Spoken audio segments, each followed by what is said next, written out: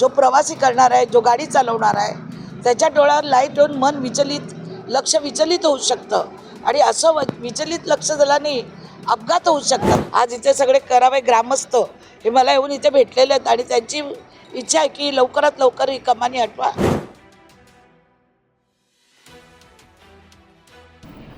नवी मुंबईतील palm beach मार्गावर उभारण्यात येत असलेल्या अनधिकृत लोखंडी कमानी आणि डिजिटल जाहिरात फलकांच्या मुद्द्यावर आमदार मंदा म्हात्रे यांनी विधानसभेत लक्षवेधी सूचना मांडून शासनाचं लक्ष वेधलं होतं। त्यानंतर आज त्यांनी संबंधित ठिकाणी प्रत्यक्ष पाहणी करून परिस्थितीचा आढावा घेतला।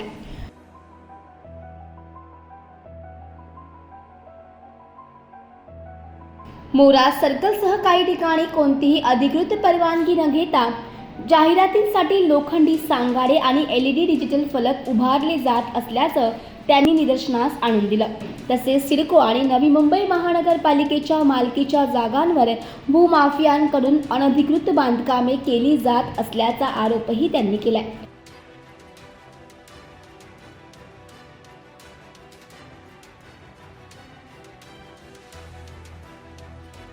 पाम बीच मार्गावर अशा प्रकारच्या संरचना उभारण्यासाठी संबंधित प्राधिकरणाची परवानगी आवश्यक असताना देखील नियम धाब्यावर बसवून ही कामे सुरू असल्याचं सांगत आमदार मंदा म्हात्रे यांनी येत्या 8 दिवसात या अनधिकृत बांधकामांवर कारवाई केली जाईल असे स्पष्ट केले।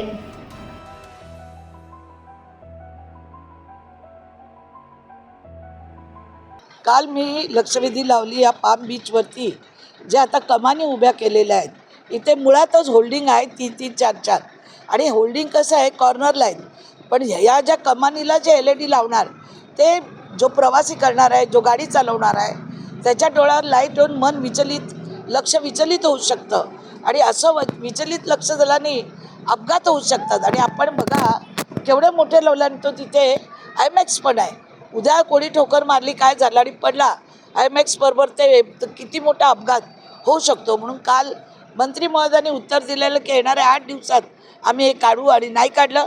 आज इथे सगळे करावे ग्रामस्थ हे मला येऊन इथे भेटलेले आहेत आणि त्यांची इच्छा आहे की लवकरात लवकर ही कमानी हटवा।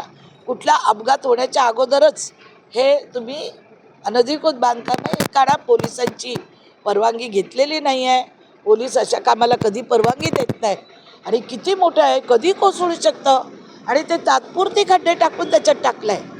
तुम्ही जर खड्डा खोदून बघितला तर ते तितक्या खोलवर पण टाकलेलं नाही आहे। ज्याने कोणी काम केलं त्याच्यावर कारवाई ही केली गेली पाहिजे।